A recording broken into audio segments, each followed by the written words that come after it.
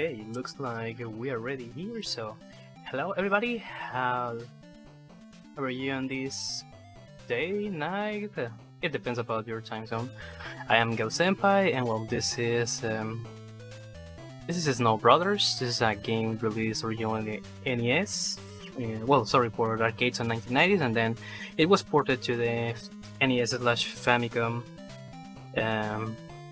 on 1991. This is a game developed by Toplan, and obviously the port it's made by them. The category is all stages one player, which means that we are gonna complete all the stages that this game has. But since it's an NES game and you can get an idea about the estimate, this is a very short game, so this shouldn't be a big problem to complete. So assuming that we are ready to begin with this, or well, I don't know if there's a way to recap the time because I wasn't the correct layout, so I'm gonna wait until my I'm gonna assume that the timer is gonna be shown on the screen on a bit, since I am watching that. As I have moved all this setup, it wasn't it wasn't the correct layout that I should have in order to start with the run. So I'm just gonna move some stuff first. I'm gonna prepare everything, and we are ready to go. So I'm gonna make the countdown from 3. So assuming that now we are ready to begin with the action, I'm gonna count down from 3. So 3, 2, 1, go. Now go. And well, the first thing that I'm gonna be doing here is something I have to call position manipulation, and because we're usually in video games, enemies are RNG/cycle based, well, are on cycle based, but in this game, depending on your position, is where the enemies are gonna move. So I'm gonna use this in order to find a way to manipulate the enemy's position. Okay, I'm back here. Probably I'm gonna lose the opportunity here to get what I was looking for, which is a red potion. And okay, never mind, I got it. Barely I got it because I got confused a bit. And I also got the blue potion. This is something really good. So what I have done here is that I have moved to specific spots in the game. So with this, what I was trying to do is to set up some enemies in order to get the red potion, which is gonna make me go fast. And suppose that on this stage I was gonna get the blue potion, but I was lucky to get it on the second stage. So the important potions here are the red and blue potion. Red potion makes us moving faster. The blue potion increases our shooting power, because now with two shootings we're gonna be able to freeze the enemies just pressing the B button 2 times. So that's more quicker here. There's a third potion, which is the yellow one, which is not like a very important potion, but it's gonna be helpful. If I can get it later on the run, that's gonna be good, but for now, the only important ones are the red and blue potions. So talking about the gameplay, we can see that the concept is kind of similar to Bubble, but instead of getting bubbles, well, instead of putting the enemies on bubbles, we turn them into snowballs, so we just throw snowballs on the enemies, and that's gonna be everything that we need to do. There's a total of 50 stages, 45 regular stages, and then 5 boss stages. So we're going to be watching the boss stage of this zone, the first boss stage, which is going to be the stage number 10. The history of this game is very simple, the typical 80s/90s arcade games history. On a faraway land, the twin princesses were kidnapped, but then the brothers Nick and Tom decided to rescue them. But the evil guy who kidnapped them put a curse on them, turning them into snowmen. So in order to get rid of that, they need to rescue the girls and defeat this guy. A pretty deep history if you wanna think about that. So now, these were the first 9 regular stages. Now we're gonna move into the first boss fight. This is not gonna be something really hard. We just need to hit this guy 6 times and we're gonna be done. He's gonna be throwing some enemies. Fortunately, the pattern is the same, so I shouldn't have problems with this. 1, 2, 3, 4, 5... Okay, missed hit, but 6. That's what the hits. And there we go. First boss fight. So the reason why this is called all stages is because there are some escape that you can take in some stages. There's a hidden item, a lotto bag, that when you take it you can skip some stages with a gamble machine like this. And this gamble machine is just a thing included on the NES release. Here, for each alert that I get, I'm gonna get 10,000 points. If I get an extra life, I'm gonna get the extra life obviously and 50,000 points. And if I get an X, I'm gonna get just I'm not gonna get points. So the important thing that I need to get on these gamble machines are the X letters, because with that I'm gonna be able to move more faster. And then now I get the yellow potion. So now we are with the complete combo. This is really interesting. I think this is the first time that I get the yellow potion on stage 11. But anyways, this is being good. Anyways, what I was saying? Okay, the gambling machine. So in this way, what I want to try to do is to get as much X as well as crosses as I can, because with this I'm gonna get points. Because the more points you get, the more slower you're gonna be moved. You're gonna be moved to the next stage. So the worst pattern here is gonna be to get 3 lives, which is something really hard to get. But the most that I have got have been 2 lives and a letter, and that takes a huge amount of time. Just in case that I get the unfortunate situation where I can get an extra life, you're gonna get an idea about how many time that is gonna take. And here we got the 4th potion, which is a bonus potion, the green potion that turns our head into a balloon, and if we fly, we can move free on the stage. And if we touch an enemy, it's gonna be the same effect like if a rolling snowball touches an enemy.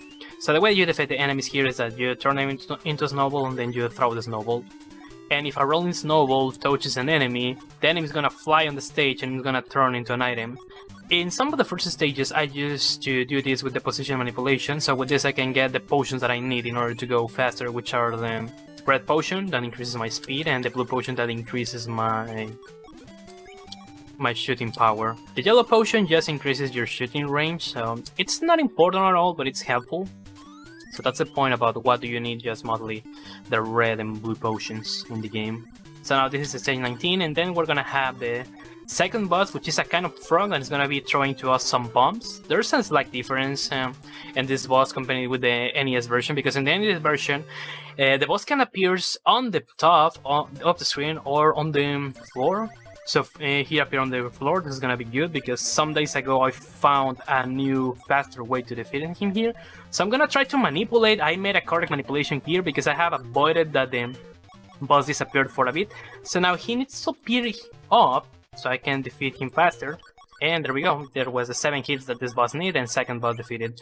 The difference here is that on the arcade version, it appears all the time first on the floor, and then it moves slowly to the top of the screen, and then it goes back. So it's a bit faster to defeat this boss here on the NES version. Now we're gonna watch the example about what I was saying from this about the life. As you can see, I have got an extra life, and also for that life, I got 50k points, and obviously the more points you get, the more slower you're gonna be moved to the next stages.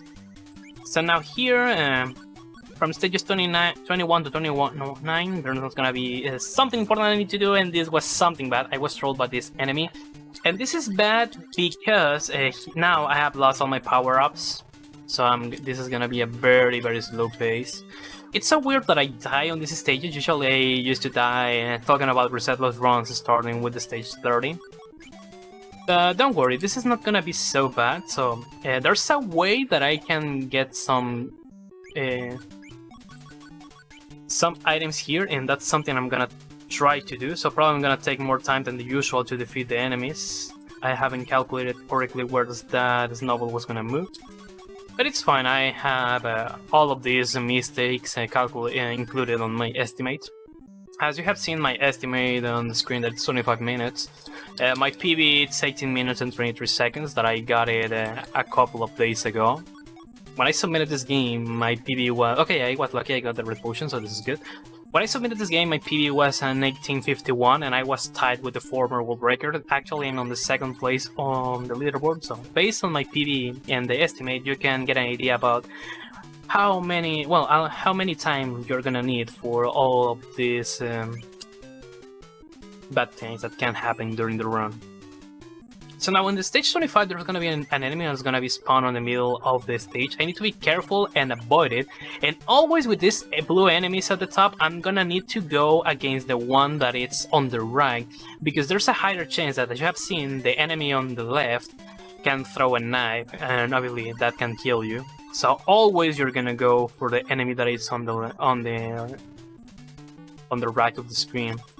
Also, that the blue enemies are probably the most annoying from all the game. Now I got the blue potion. That this is really amazing for resetless.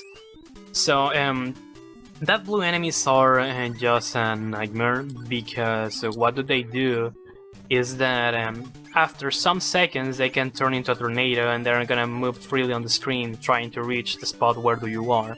And when they are turned into a tornado, you cannot freeze them. So probably we're gonna see this example here. I'm gonna try to manipulate both of them to go down. There we go. This was something really amazing, because sometimes those enemies doesn't wanna come down, and they're gonna turn into into tornadoes, and then you need to try to find a safe spot in order to don't receive damage.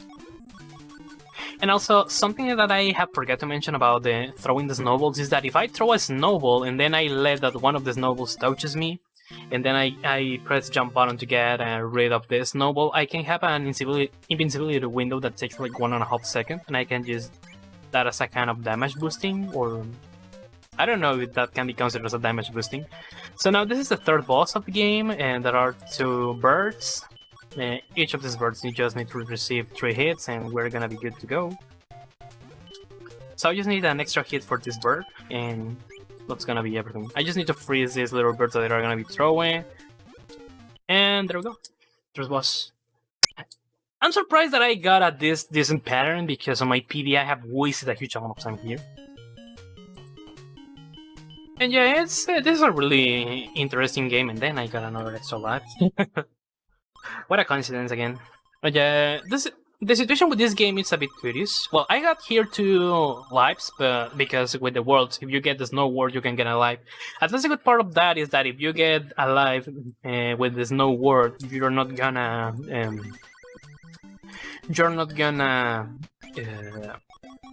receive the 50k points, so that's good, because you're not gonna waste so much time. So talking about the game, back in the day, it was very popular, and it's one of the most expensive, well, not the most expensive games, but usually this game, it's you can find a copy of this game for $300. At some point I want to buy it, but for now I don't have the money to do it. And yeah, it's good situation about this game, because this was so popular back in the day, but nowadays a lot of people has forgotten the existence of this game, and it has turned it into a underrated game, unfortunately. But it's pretty cool to play casually. But most of the time you're gonna be yelling at this against the screen, and I'm gonna give you the reason if you do that, because this is really annoying. So now here, using the invisibility frames that the little invisibility time that I get every time that I start to a stage, I went here on the middle of the top of the screen. So I can use that in order to freeze that enemies, and with that I can avoid to receive any kind of damage from them. So now here on these sections, I need to be careful, because I can get trapped in those sections, and I need to wait until an enemy comes there in order to get out. But if I use a snowball, I can get out of there, and if I press the jumping button at the same time that I press the B button to throw the snowball, I'm just gonna be able to throw the snowball, and at the same time I'm gonna be able to jump. Sometimes the game is not gonna recognize correctly the input, so I should have got trapped here, but I was lucky. I was lucky because the game has recognized the input, so we're fine with that. And any of the enemies, any of the items went into the middle of the screen. This is good, because here also you need a snowball to get into this and also to get out of it. And yeah, nostalgia, it's so expensive. But hey, you can get an Everdrive.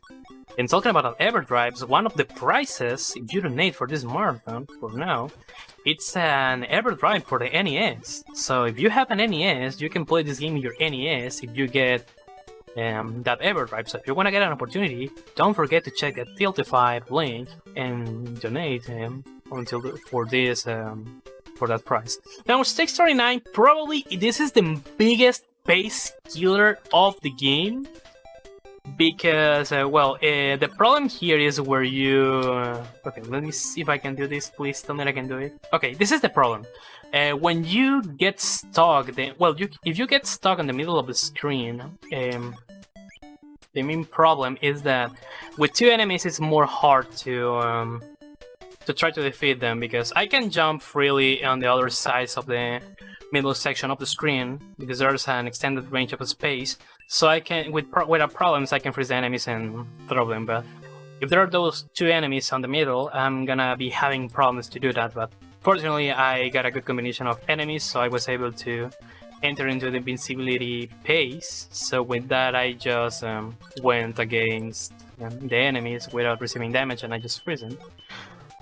So I'm pretty happy that that happened on that stage, because usually that's the my biggest space killer in the game. So the fourth boss, this is also different from the arcade release, because on the arcade release there are two of these guys.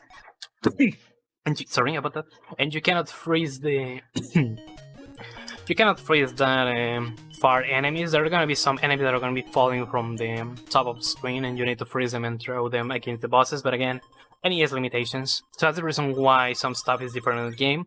And well, this bonus thing is also something exclusive from the NES release. I don't know the reason behind this, but the people who ported this game to the NES decided to include it. This game was also released on the Sega Genesis as a Japanese exclusive game in 1993. There was a port for the Amiga PCs, but the game was never released. And also there's a kind of port to the Game Boy version that I definitely don't recommend to anybody. Considering the Game Boy limitations, it's a pretty good game, but the enemies are so OP on that title, so it's better to avoid it. So now in this stages 41 to 49, there's a big possibility that as a backup thing that you can get the blue potions. Like, for example, here I have got the blue potion. So as a backup, this is something good, because there's a higher chance that you can get all of these things on these stages.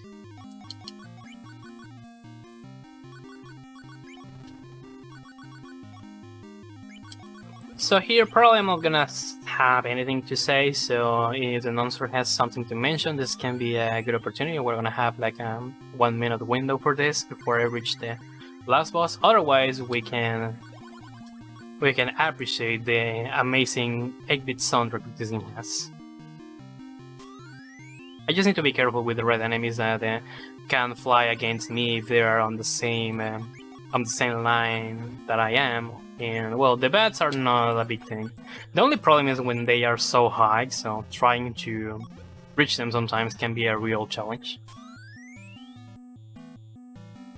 Well, it's not like I really love to talk, but I'm so used to command my games by myself, and there's a lot of things to mention, but there's a little amount of time to try to explain everything, so I'm trying to keep silent with my speed so I can talk about all of the things related to this run. Yeah, you just need to practice. Honestly, I reached the point where definitely I wasn't able to find people who help me on commentary. So I have said, okay, you need to get used that if you're gonna run games in a marathon, it's gonna be hard / complicated that you can find commentators. You need to learn to how to play and talk at the same time. So guess what happened? I'm here. And to put this on a very real challenge, we need to consider that English is not my main language, so that increases the difficulty on this challenge of playing and speaking at the same time.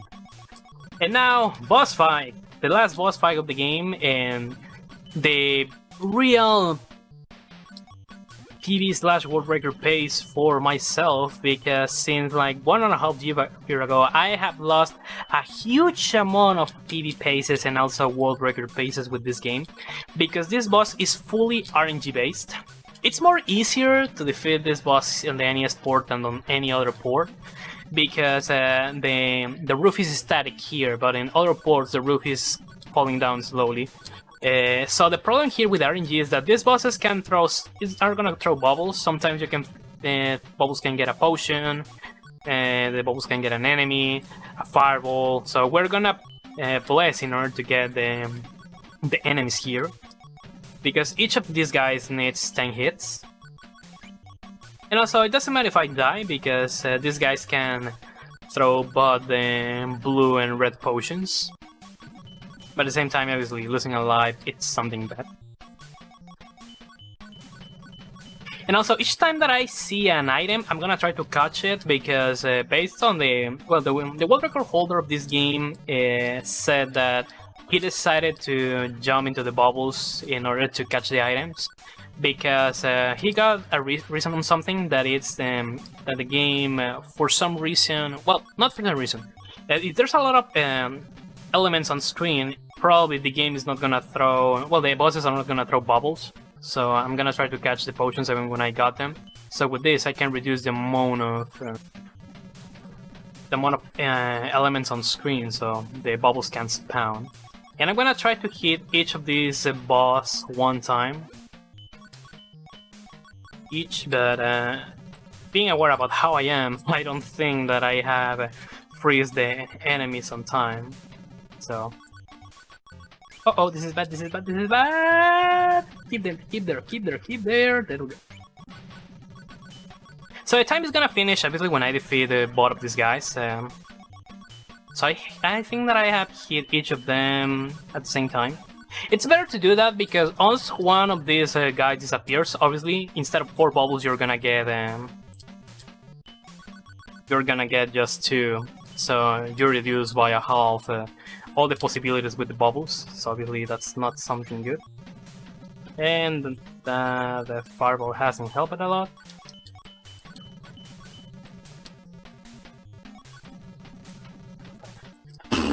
And I have died. Okay, it's fine, it's fine. This is not bad. I'm just close to finish this, and I still have a good amount of time based on my estimate, so I'm not so worried about the death. But I'm trying to don't use any continues. So the good thing is that I have got some... Oh, okay, I was trolled by the enemy.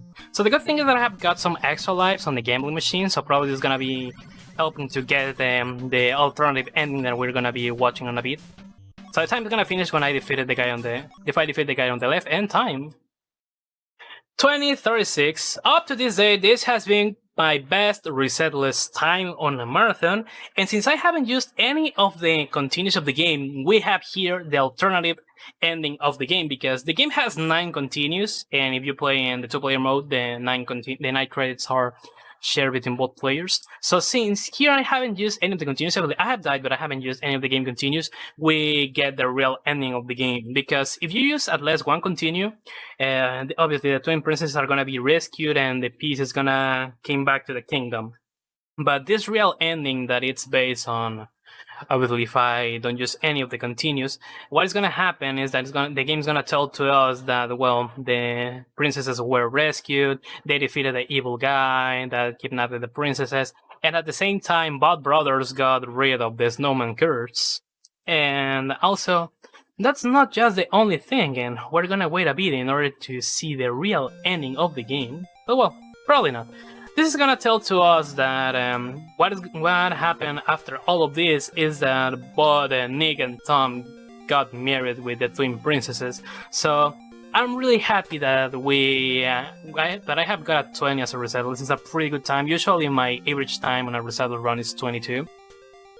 And well, here is what I was telling to you guys about both Nick and Tom gets married with the princesses, and this is the real good ending of the game. So I really hope that you have enjoyed this run, and well, keep tuning the marathon, because just in a little bit I'm gonna be back with Pepsi Man any percent that has an incentive to switch to the Cuts and Percent category. So we're gonna be back on a